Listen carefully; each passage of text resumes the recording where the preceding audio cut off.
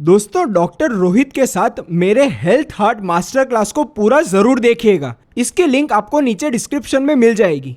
तो अब बात करते हैं कि चलो मान लो मैं ही आपको अगर एज अ पेशेंट आता हूं कि मैं 26 साल का हूं और मुझे कोई भी मतलब तरह की बीमारी नहीं है, तो आप मुझे कौन सा डाइट रेकमेंड करेंगे? ये हम लोग स्टैंडर्ड डाइट प्लान करते हैं क्योंकि डाइट जैसा आप जानते हैं कि it is a personalised approach और स्पेसिफिक एक इंसान की जो बॉडी कंपोजिशन के हिसाब से हमें करना चाहिए।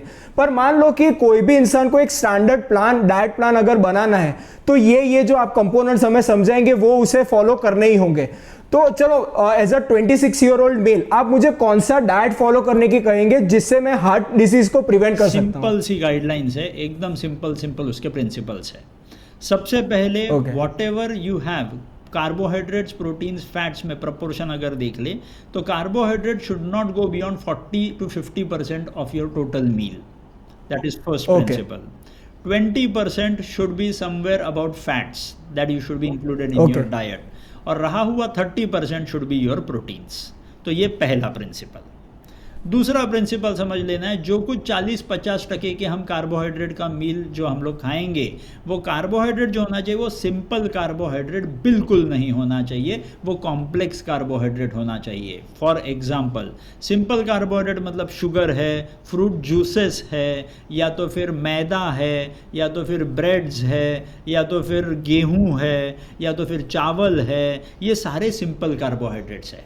But if at all we change it out towards something extra that is complex carbohydrate, जैसे जवारी है, बाजरा है, नाचनी, सोयाबीन, राजगीरा, बेसन, जौ, दाल का आटा, oats, quinoa, there are n number of other preparations which can be used as complex carbohydrate. So this would be the second principle कि जो अपना कार्बोहाइड्रेट हम खाएंगे 40-50% का, that everything should be related to complex carbohydrate. So that is the second principle.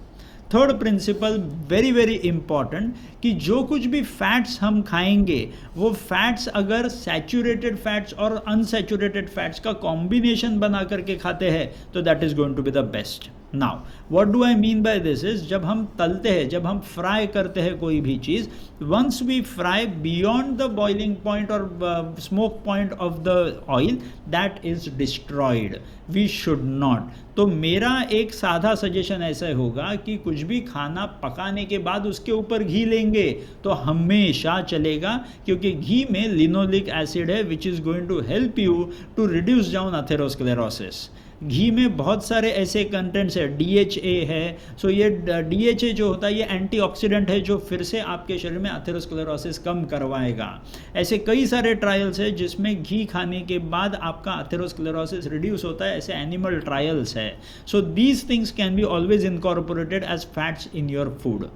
Third most important thing is going to be proteins. जो proteins हम खाएंगे वो इतना अच्छा प्रोटीन हमने खाना चाहिए कि उसके वजह से अपने शरीर को पोषण मिलना चाहिए। नाउ प्रोटीन्स होते हैं दो प्रकार के, एक होते हैं एनिमल प्रोटीन्स, एक होते हैं plant proteins.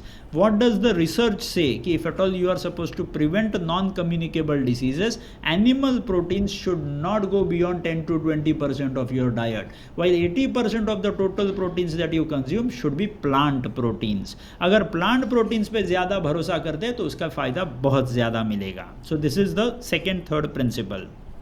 Now, instead of fruit juice, the fourth principle, instead of fruit juice, we should consume more amount of fruits as whole. So whole fruits अगर मैं खाता हूँ तो fruits में fructose होता है, अगर मैं उसी fruit का अगर मैं juice बना दूँ तो उसमें glucose release हो जाता है and that becomes simple glucose. So simple carbohydrate will again create a problem. तो fruits को अगर लेना है तो मैं fruit as a whole लेना है, मैंने juice नहीं लेना है।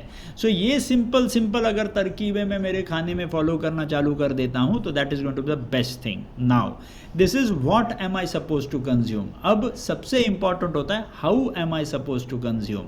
अब हमेशा ध्यान में लेना है कि जब मैं कोई भी चीज़ खाता हूं तो खाने के time I chew those things. अब च्यू करते वक्त हमारे सलाइवा में होता है सलाइवरी अमाइलेज।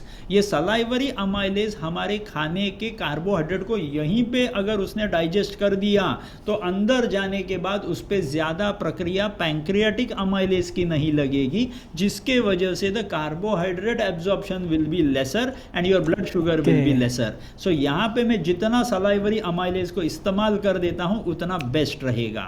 अब सलाइवरी अमाइलेज कब आता है, तो मैं बहुत ज़्यादा च्यू करने के बाद ही सलाइवरी अमाइलेज आएगा। तो ये सलाइवरी अमाइलेज का निकालने के लिए हमारे सलाइवा में हमको जितना खाना ज़्यादा बार च्यू करेंगे उतना that would be better, that will create a bolus also, so that अंदर जाने के बाद गैस्ट्रिक एसिड उसको कोट भी अच्छा करेगा और सलाइवरी अमाइलेज का काम भी अच्छा हो जाएगा। That is one. Second is very very important is your insulin resistance develop ना होते देना। मतलब कई बार ऐसे होता है कि हमको भूख ना लगने के बाद भी हम लोग खाना खाते रहते हैं। कोई बर्गर लेके आ गया, कोई फ्रेंच फ्राइज लेके आ गया, कोई कुछ और लेके आ गया, तो हम बोलते हैं अरे क्यों छोड़ना है, तो हम खा करके मस्त एंजॉय करेंगे। But the rule of your body is body secrets insulin in all 24 hours, maximum 2 times और मे बी 3 टाइम्स। एकदम अर्ली मॉर्निंग में सिक्रेट करेगा, बीच आफ्टरनून में सिक्रेट करेगा, इवनिंग में सिक्रेट करेगा।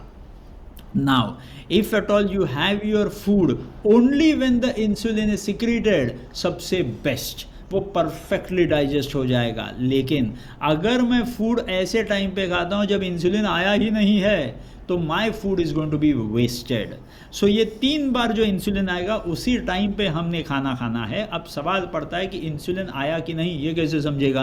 तो सिंपल सी तरकीब है, मुझे अगर भूख लगी है तो बहुत मस्त तगड़ी भूख अगर लगी है, that means my insulin is out and I am suppose to eat. अगर मुझे भूख नहीं लगी है तो मैंने खाना नहीं है। So these simple principles, if at all you follow in your diet, your job would be done. Whether I think sir आपने ये हेल्थ मास्टर क्लास कर दिया, क्योंकि मुझे लगता है कि कोई भी इंसान अगर ये चीजें फॉलो करे तो कोई क्रॉनिक बीमारी हो ही नहीं सकती, क्योंकि आपने एकदम होलसमली समझा दिया।